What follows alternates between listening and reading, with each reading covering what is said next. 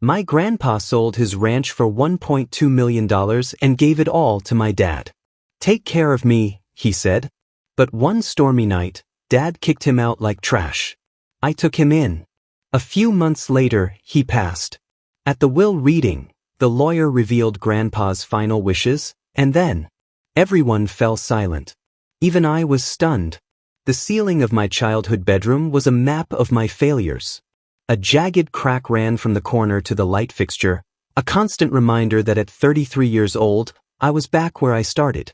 My name is Griffin Morgan. 2 years ago, I was a rising star in Silicon Valley, pulling a six-figure salary and breathing the rarefied air of innovation. Today, I am a temporary guest in my parents' house in Sacramento. I traded a steady paycheck for a dream, a tech agriculture startup designed to save the world's fading farmlands. But dreams don't pay rent. Right now, my dream consists of unfinished lines of code on a dusty laptop and a bank account that screams in the red. Coming home wasn't a choice, it was a surrender. In this house, silence is never empty. It is heavy with my father's disappointment. Donald Morgan is a man built of granite and ego. To him, the world is a hierarchy, and money is the only metric of a man's worth. Griffin, he would say, his voice like grinding gravel, respect isn't earned through ideas. It's bought with a balance sheet. Look at you, 33 and still eating your mother's bread. You're not a visionary, you're a charity case. My mother, Brenda, is the velvet glove to his iron fist. She smiles, she flatters, but her eyes are always calculating the cost of the wine in her glass. She treats life like a high-stakes poker game, and lately, she looks at me like a losing hand she's forced to hold. Then, there was the ghost of our family, my grandfather, Harold Morgan. Harold was a legend in Idaho, a man who had carved a sprawling ranch out of nothing. I barely knew him. My parents had kept us distant, citing the busyness of life. But I suspect they just didn't want to deal with a man who couldn't be controlled. When my grandmother passed away 6 months ago, I wanted to call him, but the shame of my own failure kept my fingers from the dial. Everything changed on a sweltering Saturday afternoon. The doorbell didn't just ring, it demanded attention. I heard my mother's voice go up an octave, a pitch she reserved only for people she intended to impress. "Oh, Dad, we didn't know you were coming." I walked downstairs to find a titan standing in our living room. Harold Morgan, 82 years old, leaning on a worn oak cane. He wore a faded cowboy hat and a denim jacket that looked older than I was. But it was his eyes that stopped me. They weren't the eyes of a frail old man. They were two blue flames, sharp enough to cut through the performance my parents were already putting on. "Griffin," he said, his voice a low rumble. "You've grown, boy. But you look tired." I nodded, unable to find words. He wasn't the hugging type, but the weight of his gaze felt more substantial than any embrace. Within 48 hours, the house felt like a pressure cooker. Grandpa had called for a summit. My Uncle Philip, a loud-mouthed rancher from Texas, and Aunt Lena, a cold-eyed socialite from Oregon, had descended upon Sacramento like vultures circling a scent. We gathered in the dining room. The air was thick with the smell of expensive roast beef and unspoken greed. My father sat at the head of the table, trying to project the authority of a king, while Uncle Philip paced like a caged tiger. Grandpa Harold stood up. The room went silent. You could hear the hum of the refrigerator 3 rooms away. "I've sold the ranch," he said. A collective gasp hit the room. The Idaho ranch was a kingdom. $1,200,000. He continued, his voice devoid of emotion. "That's the liquid cash I have left. And I'm old. I'm tired of the wind and the silence. I want to spend my final days with family." He let the silence hang, watching my father's pupils dilate. "Here is my offer. Whoever takes me in, whoever cares for me until the end, gets the entire sum. The house, the money, the legacy. All of it." The explosion was instantaneous. "Dad, please," my mother cried, her voice dripping with artificial honey. "This house is your home. We have the space, the comfort.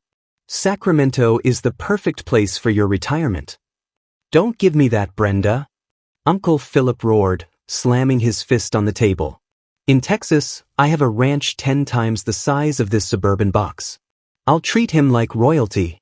Donald, you're too busy with your failing construction company to know the first thing about caring for a man like Dad. Failing? My father screamed, his face turning a dangerous shade of purple. I am the eldest. It is my birthright and my responsibility. You live in a dust bowl, Philip. Dad needs stability, not horse manure. Aunt Lena let out a chilling laugh. You two are pathetic. Philip, you'll ignore him. Donald, you'll control him. My home in Oregon is near the best medical facilities in the country. I'm his daughter. I'm the only one who actually understands what he needs. I sat in the corner, nauseated. They weren't talking about a father. They were bidding on a jackpot. They looked at Grandpa, and they didn't see the man who had worked 50 years in the sun. They saw a $1.2 million check with a heartbeat. Grandpa Harold didn't move.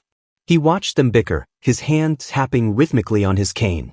He looked like a man watching a play he had written himself, waiting for the actors to reach the inevitable climax.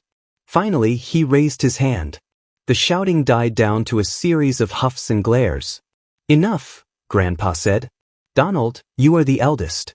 I will stay here. In Sacramento. The victory on my father's face was grotesque. My mother actually squealed, clapping her hands like she just won the lottery, which, in her mind, she had. Philip and Lena looked like they wanted to burn the house down, but the decision was final. As the family dispersed, I caught Grandpa's eye. For a split second, the blue fire in his gaze flickered with something that looked like profound sadness. He knew. He knew exactly what he had just unleashed. I didn't know it then, but that $1 million wasn't a gift. It was a fuse. And we were all sitting on the bomb. The first month was a grand, orchestrated performance. My parents transformed our home into a sanctuary of devotion.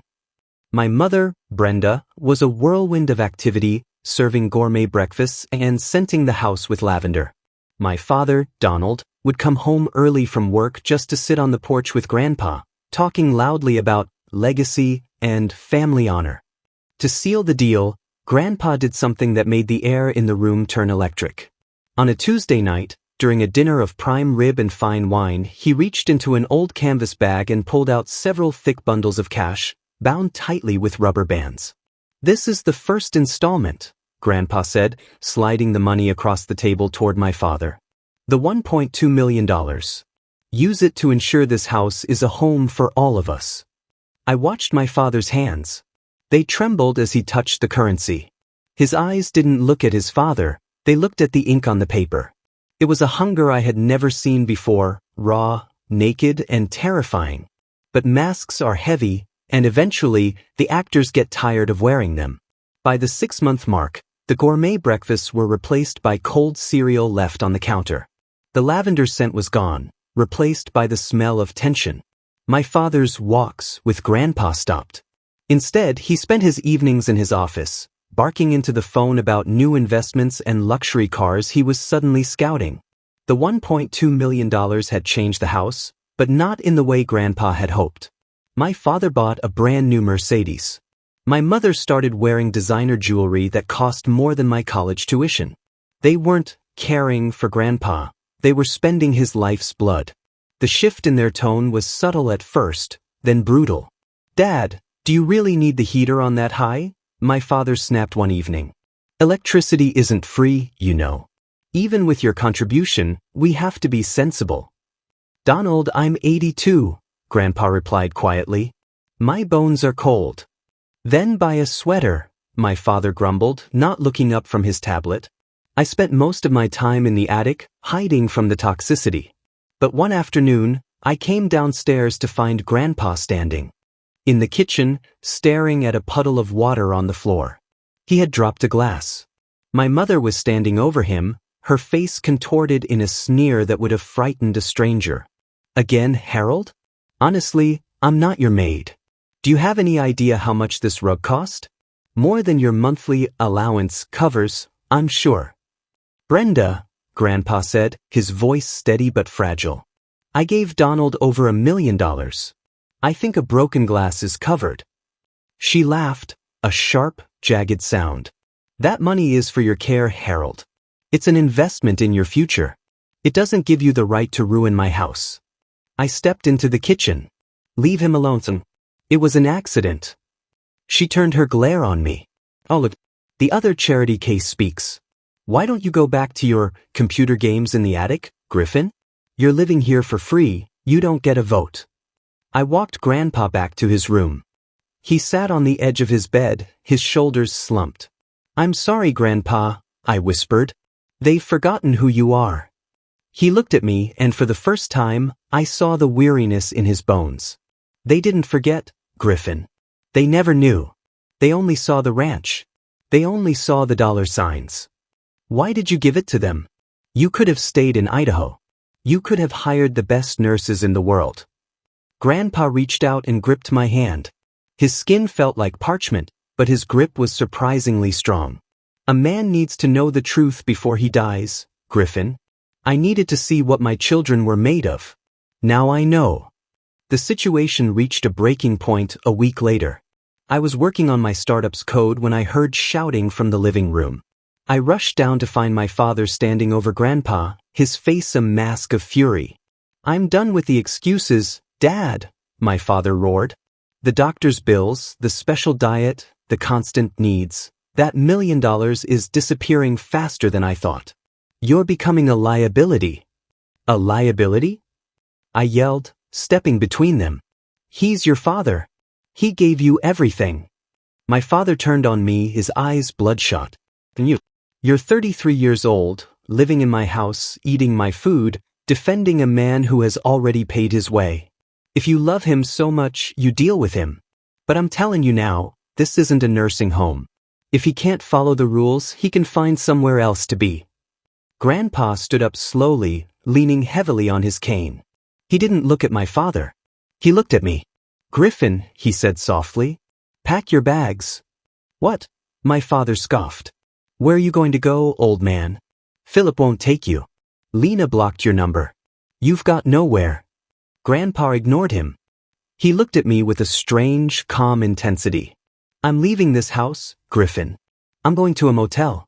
I'd rather die in a parking lot than spend another night in this tomb of greed. Are you coming with me? I looked at my father, who was smirking, convinced we were bluffing. I looked at my mother, who was checking her manicure, bored by the drama. I thought about my startup. I thought about my empty bank account. And then I looked at the man who had taught me that a fall is just a prelude to getting back up. I'll get the car, I said. My father's smirk vanished. If you walk out that door with him, Griffin, don't you ever come back. Not for money, not for a bed, not for a funeral. You're dead to this family. Good, I said, my voice trembling with a cocktail of fear and liberation. I've had enough of this family anyway. We left that night in a torrential downpour. I had one suitcase, a laptop, and an 82-year-old man who had just been robbed of his dignity by his own blood. We checked into a flickering neon motel on the outskirts of Sacramento. The room smelled of stale cigarettes and damp carpet. Grandpa sat on the edge of the sagging bed, the shadows of the rain dancing on the walls. I'm sorry, Grandpa, I said, sitting on the floor. I have nothing. I can't give you the life you deserve.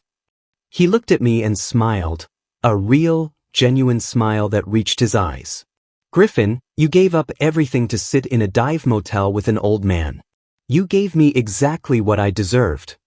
But as the night wore on, the cold began to seep into the room. Grandpa started to cough, a deep, rattling sound that made my heart cold. I didn't know it yet, but the real battle was just beginning. Life in the motel was a desperate struggle. My meager savings from my previous life in Silicon Valley were evaporating.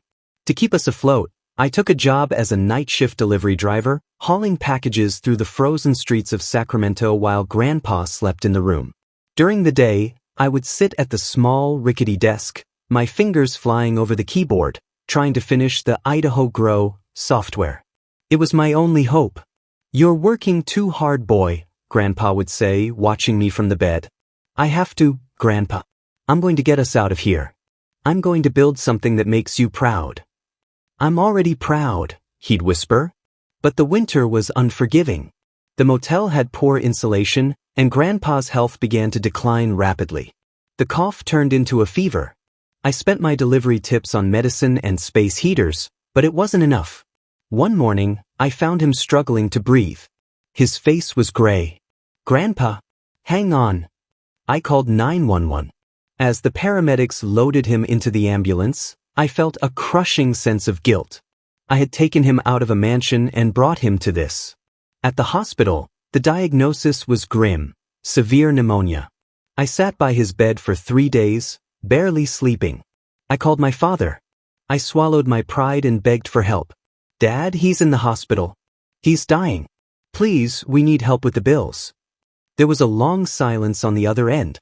Then my father's cold, detached voice. "You made your choice, Griffin. You wanted to be the hero. Heroes pay their own way.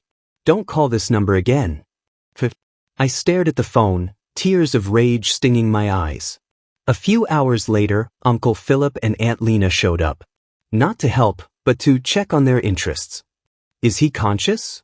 Lena asked, standing at the foot of the bed, her expensive coat looking wildly out of place in the sterile ward. "We need to know if he's updated his will. That $1.2 million Donald got, it wasn't fair. We deserve our share." "Get out," I said, my voice a low hiss. "Now listen here, kid," Philip began, stepping toward me. "Get out." I roared. The nurses rushed in and my family scurried away, complaining about my lack of respect. That night, the room was quiet. The only sound was the hiss of the oxygen machine. Grandpa opened his eyes. He looked remarkably lucid. "Griffin," he wheezed. "I'm here, Grandpa." "The laptop? Did you finish it?" "Almost. It's good, Grandpa. It's going to help so many people." He nodded, a faint light in his eyes. "Good. Remember, money is just paper. It's the soil that matters. The roots. You've got good roots, Griffin." He reached out and squeezed my hand. It was the same grip as before, but lighter this time. Like a bird preparing for flight.